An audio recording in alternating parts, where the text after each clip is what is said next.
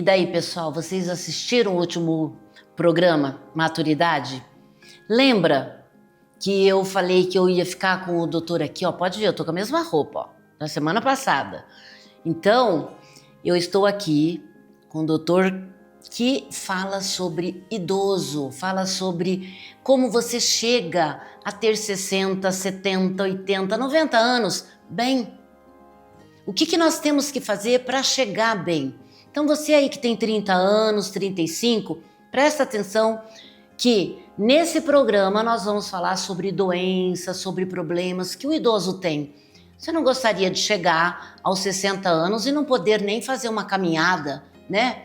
E você pode ter uma saúde aí brilhante, boa, legalzinha, tudo certinho, de dar inveja no seu neto, tá bom?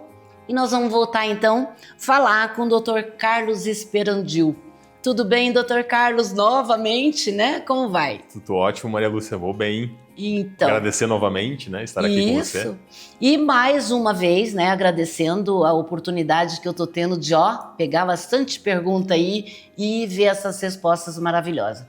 O programa anterior nós falamos sobre como que a gente poderia, né, evitar algumas doenças, alguns problemas e de que idade começaríamos a tratar. Claro que a gente entendeu perfeitamente que não existe uma idade específica, mas sabemos que a partir dos 30 anos nós já temos que pensar mais 30 na frente se quisermos chegar a ter 60, 70 anos aí bem. Isso? Exatamente. É interessante esse ponto de vista. Não é uma coisa inédita. Todo mundo que lida com populações, principalmente os órgãos de regulação, principalmente os americanos, os canadenses, os europeus, eles já pensaram nessa tua pergunta e eles começaram a estabelecer quais são as rotinas que precisam ser feitas em uma consulta médica a determinadas idades para que eu consiga ofertar o que tem de melhor para aquela população. Então vou te dar um exemplo. Nós sabemos que a partir dos 25, 30 anos é importante você medir o teu colesterol, é importante você ver o teu açúcar no sangue, é importante você medir a tua pressão, porque são os fatores de risco que podem levar às doenças cardiovasculares. Então, é importante, independente se você é um atleta, se você não tem problema de saúde nenhum, você tem que pelo menos passar por uma avaliação clínica. Você não precisa necessariamente sair fazendo todos os exames do mundo, mas você precisa fazer o que precisa ser feito. Assim como a partir de uma determinada idade, 50 anos, você precisa fazer os exames para prevenção do câncer de colo que nós falamos no programa anterior. Isso. E a partir de determinadas idades, você vai tentando usar o que a medicina sabe para trazer o que tem de melhor para essa pessoa. Então você me perguntou, quais são as doenças mais comuns e como que a gente pode tratar delas? Eu gosto de pensar o contrário. Então, o que mais faz com que as pessoas morram? Né? Então a gente já falou também no outro programa sobre as doenças cardiovasculares, não vou me ater a elas agora. Mas se você passou o pico de morte, né, digamos que você não morreu até os 75, 80 anos, a chance de você morrer de infarto é muito menor. Você já passou, as tuas coronárias já tem um monte de colaterais, o teu coração já tá, ele não vai mais infartar, é muito difícil. Fortinho ali. O geriatra já me ajudou nessa hora? O geriatra já te ajudou nessa hora, o cardiologista já te ajudou nessa hora, então você passou desse pico. A pessoa que passou dos 85, 90, você sabe do que ela mais morre? Você tem uma ideia, não? Não. Ela mais morre de que ou ela perdeu todos os dentes e está fraca porque ela não consegue comer, ou ela mais morre porque ela perdeu as forças das pernas e ela cai e se quebra e morre. Então hoje a gente tem que pensar da seguinte maneira, eu quero chegar lá, chegar lá. Então passe fio dental, escove seus dentes, se preocupe coma mais. proteína, faça exercício físico, tenha uma boa relação com as pessoas à sua volta. Você já deve ter visto, todo mundo que nos assiste aqui deve ter uma vizinha ou, de repente, até alguém da própria família. Aquela pessoa que é um entojo, ninguém consegue com ela, sabe? Chata. O que acontece quando essa pessoa fica velha? Aliás, isso acontece com todos nós quando nós ficamos velhos. Eu nem vou responder. As pessoas que ficam velhas, elas se tornam cada vez mais o que elas já são. Elas exacerbam as características que elas tinham quando jovens. Ah, sim, isso é verdade. Se é bonzinho, vai ficar um velhinho muito bonzinho. Se é uma pessoa muito chata, ranzinza, ela vai se tornar aquela avó que ninguém quer chegar perto. Não seja assim, porque a avó que ninguém quer chegar perto, ela se isola. E o isolamento social hoje é um dos fatores mais importantes para levar a adoecimento e morte na terceira idade, principalmente nos pacientes de muita idade. Então, conexões sociais, isso é muito importante. Tem amizades reais, faz muita diferença. Então nós temos, veja, a medicina, a geriatria, ela foge um pouco do campo da medicina, né? Eu gosto muito de usar o conceito de biopsico-sócio-espiritualidade. Sim. O medicina pura, né? A gente está falando da parte orgânica. O psicossocial, ele começa a trilhar um lado que nem todos os médicos se sentem muito seguros de falar. Mas é muito legal de abordar, porque tem muita coisa nesse campo da psicossociedade. Sim, claro. E quando a gente fala de espiritual, então, quase todos fogem, né? Mas o espiritual está muito entrelaçado com o propósito. No momento que você entende o que você está fazendo aqui, o porquê, né? Você está conectado a algo maior, a algo mais sagrado, independente de religião. A religião é um instrumento, mas a espiritualidade ela está acima. A partir do momento que você está conectado com isso, isso te dá as respostas que você precisa para que você continue a tua caminhada. Isso é muito interessante. E tem uma profundidade, né? Quando a gente fala sobre cada ponto e ouvindo você, parece que você passa um filmezinho, né? Tô ali pensando, poxa, eu não cuidei porque eu já sou idosa, né? Então, poxa, eu esqueci lá atrás alguma coisa que hoje você falando e eu tô aqui lembrando. Então, querendo ou não, a gente tem que voltar um pouquinho lá atrás, principalmente quem já tem uma certa idade, e ver o que é que aconteceu. Como que eu posso melhorar o meu comportamento, a minha saúde, né? Como que eu posso me sentir útil às pessoas que estão ao meu redor. Isso é importante, né? Meu Deus. Eu sempre digo também que não adianta você com 65, 70 ficar olhando lá para trás e se arrependendo do que você deixou de fazer ou Não, tem que ver fez. o que ficou. Olhar para trás só serve para você ver para onde que você tem que ir para frente, né? Então você olha para trás para aprender com os teus erros e acertos para projetar a tua caminhada futura. Então, puxa, eu tô com 60 anos, nunca fiz exercício na minha vida. Tá na hora de começar. Tá na hora de fazer. Eu tô com 70 anos e nunca tratei dos meus dentes, perdi dente. Vai atrás para ver se você consegue colocar fazer um implante, alguma coisa. A mordedura, a mastigação, os dentistas adoram quando eu falo isso, mas a gente também tem que falar.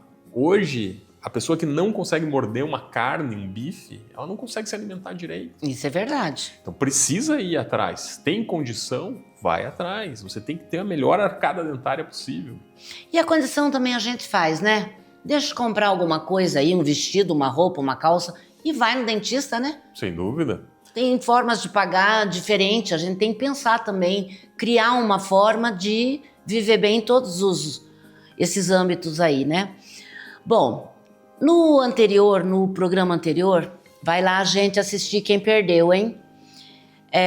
Nós falamos o que é que o geriatra pode fazer para ajudar a pessoa que vai no consultório dele e tem aí bastante problema de saúde. Nós falamos de medicação, depois que nós desligamos as câmeras, a gente falou sobre medicação. Existem idosos que tomam muita medicação, né? O que fazer? A gente tem que fazer a parte mais... Eu gosto muito da frase que diz o seguinte: o remédio tem que entrar na hora certa, ficar pelo tempo certo e tem que ser retirado na hora certa. E tem mais uma coisa no meio, que é pela dose certa, com a dose certa. Tem muitos remédios, principalmente no campo dos antidepressivos, que alguns colegas passam e não sobem a dose para a dose-alvo. O antidepressivo tem que sempre chegar na dose-alvo, não adianta você começar com dose inicial e deixar. Respondeu. Não vai responder como deve. Isso vale para uma série de remédios, mas o antidepressivo é o carro-chefe dessa classe. Então, os remédios, você tem que entender que existem doenças crônicas que vão conviver com esse paciente que você nunca vai conseguir curá-la, você vai conseguir controlá-la. Certo. Então, a partir do momento que você tem controle, você tem que ter um remédio em tempo contínuo, uso regular, uso contínuo dessa medicação. Então, por exemplo, antihipertensivo, eu não posso tirar. Remédio para hipotireoidismo, a tireoide não funciona, eu não posso tirar. Alguns remédios para diabetes, eu não posso tirar. Mas esses remédios são para sempre? Eu nunca vou poder tirar? Nunca vai poder tirar se a doença crônica persistir. Se essa doença ela está controlada, é sinal de que o remédio está fazendo efeito. As pessoas às vezes pensam dessa maneira. Mas não pode tirar. Não. Tem que... Eu estava tomando um remédio para pressão, eu fui medir nas últimas vezes e deu baixa, deu 11%. Eu vou tirar o remédio. Não façam isso. A pressão só deu 11% porque você está tomando o remédio. Você está tomando. Mas eu comecei a ficar tonto, eu estou com a pressão muito baixa. Então talvez o remédio esteja com uma dose muito alta. Você perdeu peso, você começou a fazer exercício, você começou a tratar de maneira não medicamentosa a tua pressão alta. Sim. Talvez você tenha conseguido com isso fazer com que você não dependa tanto do teu remédio. Mas quem vai tirar o remédio nunca é o paciente, sim, é o médico. É muito importante você não só não usar o remédio por conta, você tem que procurar um profissional, como também não pode tirar o remédio por conta. Você tem que tirar com a ajuda do profissional. Eu achava que eu podia parar. Não pare. 30 comprimidos, chego no 25, acabou, não quero mais tomar. Então, na receita a gente coloca lá, contínuo. Quando está escrito contínuo, você não pode parar. Você tem que tomar isso uma caixa atrás da outra. Agora, se está escrito lá por 14 dias, por 30 dias, por uma semana, aí é esse tempo que você tem que tomar. Ficou na dúvida, ligue pro seu médico. Tá vendo? Por isso que é bom ter um médico que sabe da vida da gente, né? Porque eu acho que essa é a amizade, né, também, né? Sim, um relacionamento entre paciente e médico tem que ser assim. Eu vim de uma escola, né? Antes de fazer geriatria, eu fiz medicina de família e comunidade como residência.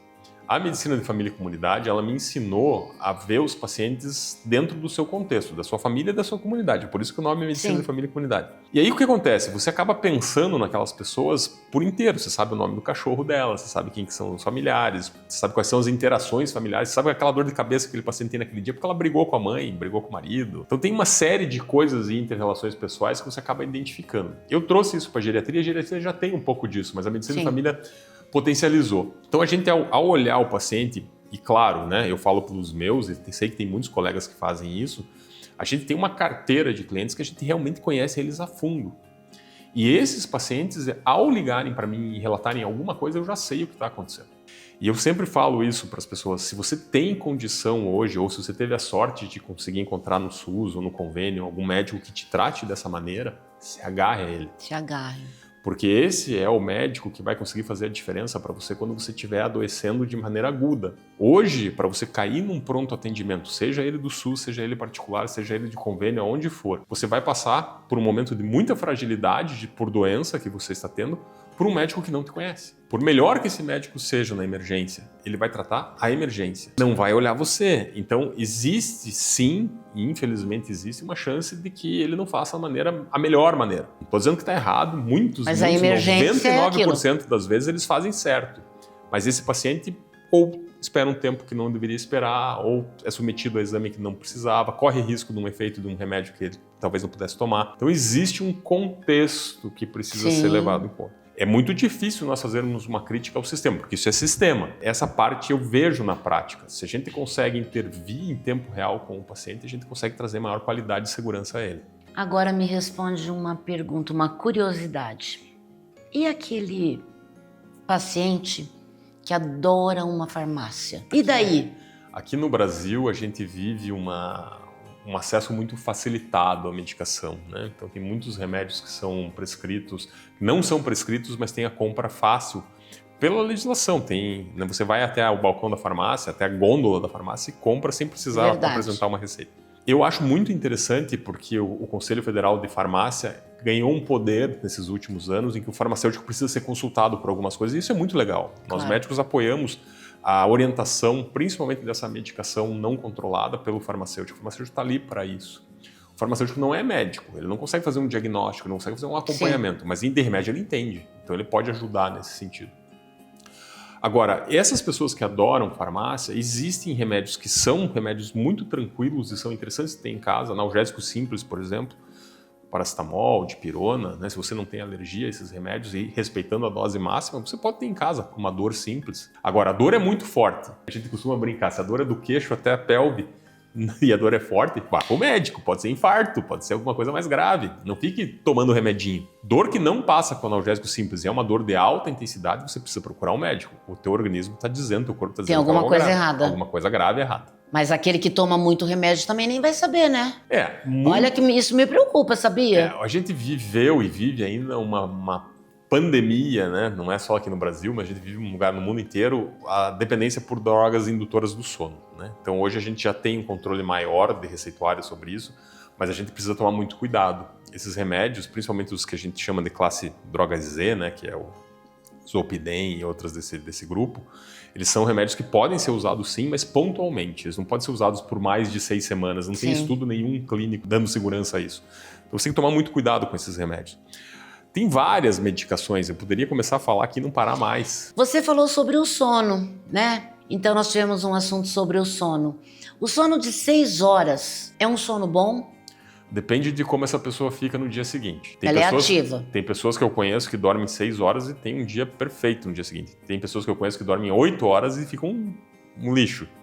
Então isso depende muito de cada pessoa. E o mais importante do que o tempo total de sono é a qualidade desse sono. Esse sono, nós temos, né, entrando um pouquinho na medicina do sono, a gente tem o que a gente chama de arquitetura do sono. O sono ele se divide em sono não REM e sono REM. Cada vez que eu faço ciclos de não REM com REM, não REM com REM, eu faço um ciclo de sono. 3 a 5 desses ciclos por noite é o suficiente para eu ter um sono reparador. Se eu tenho apneia obstrutiva do sono ronco, se eu tenho os movimentos das pernas inquietas, se eu tenho bruxismo, que é ranger os dentes, ou se eu tenho algum outro distúrbio do sono, como uma parassonia, que são os nomes que a gente dá. Eu já tive um paciente... Aquele que a gente acorda, mas não acorda? Não, eu tive um paciente que deu um soco na cara da esposa, mas até hoje eu não sei se ele estava dormindo ou não. Mas ele jogou a culpa no sono. E a gente tem esses distúrbios do sono. Essa pessoa ela não tem arquitetura, ela destrói a arquitetura do sono. Quer ver uma coisa que destrói a arquitetura do sono? Bebida alcoólica. A gente não falou sobre o álcool até agora. O álcool é uma coisa muito ruim para a saúde. Então, não existe, presta atenção no que eu vou falar agora, não existe dose segura para álcool. Se você toma uma dose, mas toma isso frequentemente, não é seguro para a sua saúde. Então, bebida alcoólica não é algo que a gente tem que propagar. Sim, claro. Doutor, você bebe? Não, eu parei. Né? Eu estou bem sóbrio desde o dia 31 de dezembro do ano passado. Um desafio pessoal para conseguir comprovar que eu consigo ficar sem. E está sendo bem tranquilo, tá? Cerveja sem álcool, interajo com as pessoas. Ah, mas é a sociedade, como é que você fica? Só você se programar. Falar não. Só você falar não.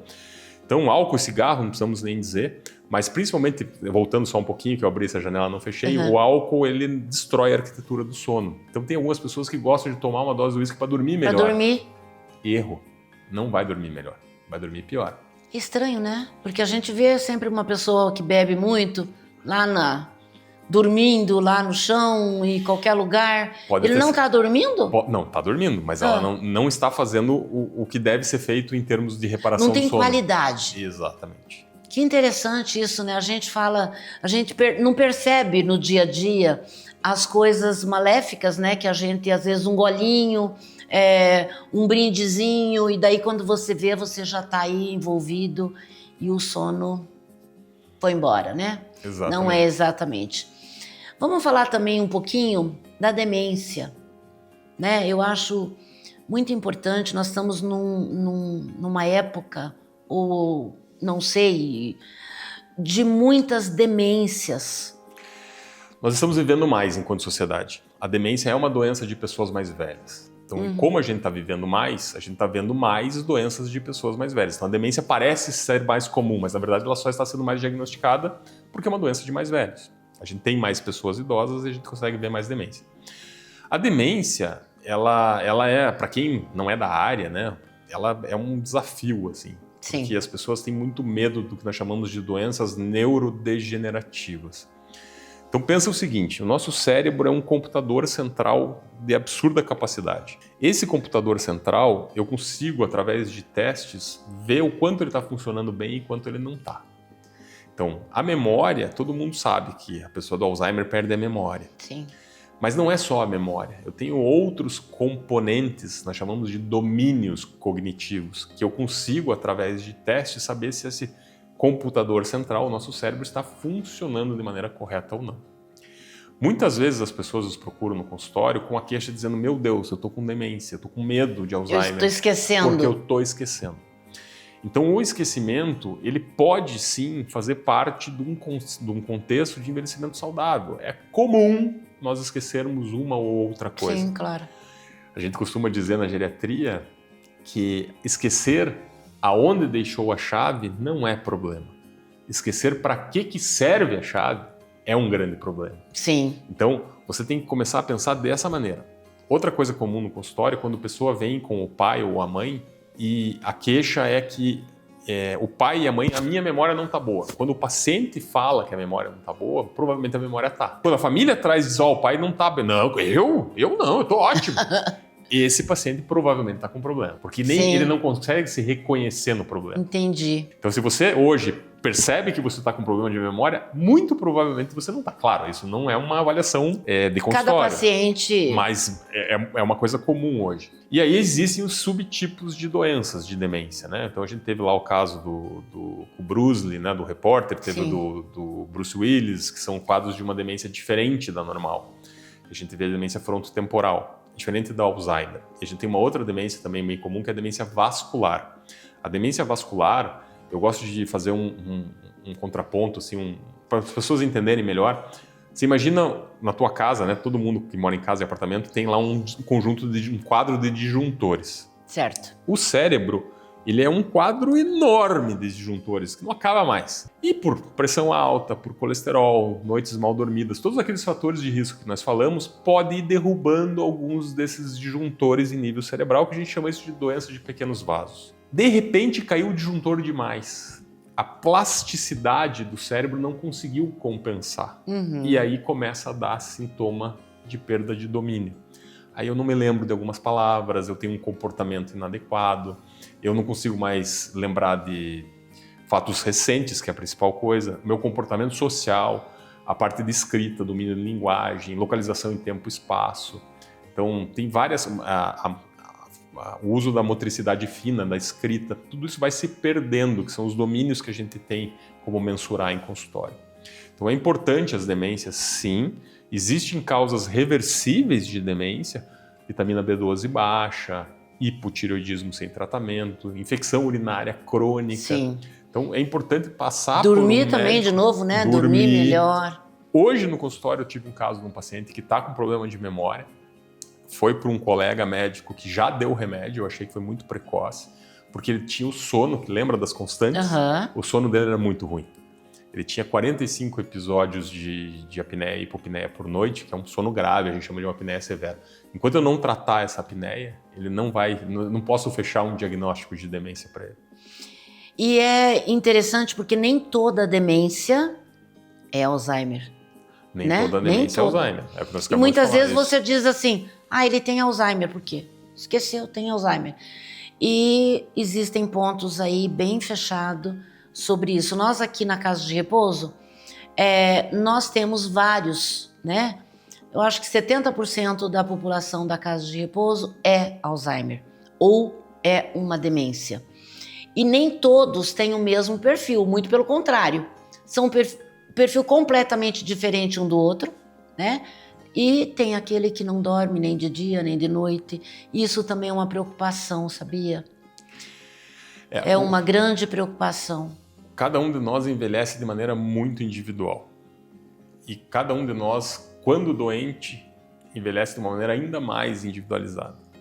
Então é super importante entender o contexto das coisas, porque por mais que às vezes o paciente esteja com demência de Alzheimer e parece estar desconectado da realidade, ele pode estar sentindo falta de uma visita da família, ele pode estar sentindo falta de um alimento que ele estava acostumado a comer que ele não come mais, está desacostumado com o barulho do entorno, do ambiente. Sim. Então tem uma série de coisas assim que a gente tem que colocar nessa avaliação. Doutor, e qual é a orientação para a família aí que estão cuidando de um idoso que está muito doente, né? Qual é a orientação que você daria para essa família? Olha só, tem bastante coisa para ser falado sobre isso, eu vou tentar ser mais sintético. A gente tem que preparar, todos nós temos que nos preparar para o evento morte. O evento morte ele é uma constante na vida. Nós vamos nos despedir desse mundo, queiramos ou não. Sim. A partir do momento que existe uma doença muito grave, a chance dessa pessoa morrer é maior.